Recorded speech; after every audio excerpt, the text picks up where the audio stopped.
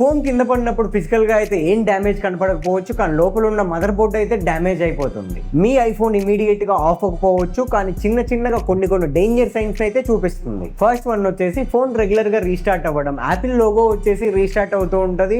మనం కింద పడ్డాక అలానే ఏం లేదులే ఫిజికల్ డ్యామేజ్ అని యూస్ చేస్తూ ఉంటాం, కానీ నియర్లీ ఒక 3 to 4 days నుంచి అయితే మీకు ఇష్యూ బయటపడవచ్చు. సెకండ్ వన్ వచ్చేసి యాపిల్ లోగో దగ్గరే ఫోన్ అయితే స్ట్రక్ అయిపోతుంది. మీరు ఫోన్ ఎంత యాక్సెస్ చేద్దామన్నా స్క్రీన్ టచ్ అయితే అవ్వదు.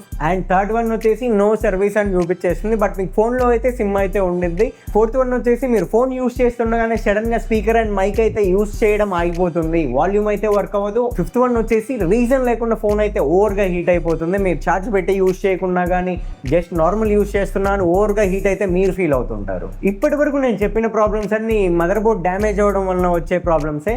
ఏముందిలే చిన్న ప్రాబ్లమ్సే కదా అని లైట్ తీసుకుంటే మీ ఐఫోన్ కూడా లైట్గానే పోతుంది. సో నెక్స్ట్ టైం మీ ఐఫోన్ కూడా కింద పడి ఇలాంటివే జరిగితే అస్సలు ఇగ్నోర్ చేయకండి. వెంటనే నియర్ బై ఉన్న సర్వీస్ సెంటర్స్ వెళ్ళైతే ఒకసారి ఫోన్ చెక్ చేయించండి. అయినా కానీ మీ ఐఫోన్ ప్రాబ్లమ్ సాల్వ్ అవ్వకుండా వెంటనే గూగుల్ మ్యాప్స్ ఓపెన్ చేసేయండి, ఐఎస్ఎల్ వైజాగ్ అని సెర్చ్ చేసి మన స్టోర్కి అయితే విజిట్ చేయండి. ఇక్కడ మన స్టోర్లో మీకు ఎక్స్పర్ట్ సర్వీస్ టీమ్ అయితే ఉంటారు. అండ్ మీ మదర్ బోర్డ్లో ఉన్న ఇష్యూ బట్టి టైం ఎంతవరకు అవుతుందో చెప్తారు. అండ్ దాని మీద 3 months వారంటీ కూడా ప్రొవైడ్ చేస్తారు. అండ్ సర్వీస్ కూడా చాలా క్విక్గా అయితే డెలివర్ చేస్తారు. మన దగ్గర మదర్ బోర్డ్ ఇష్యూసే కాదు, ఐఫోన్ రిలేటెడ్ ఎలాంటి ఇష్యూ అయినా సరే సర్వీస్ అయిపోతుంది. మీరు స్టోర్కి విజిట్ చేసే ఉంది ఇక్కడ ఉండే నెంబర్ కాల్ చేసి ఒక ప్రైస్ ఎస్టిమేషన్ అయితే తీసుకొని స్టోర్కి విజిట్ చేయండి. అండ్ ఈ రీల్ని ఇప్పుడే తరచుగా ఫోన్ డ్యామేజ్ చేసుకుంటే ఫ్రెండ్కి అయితే షేర్ చేయండి. Thank you so much.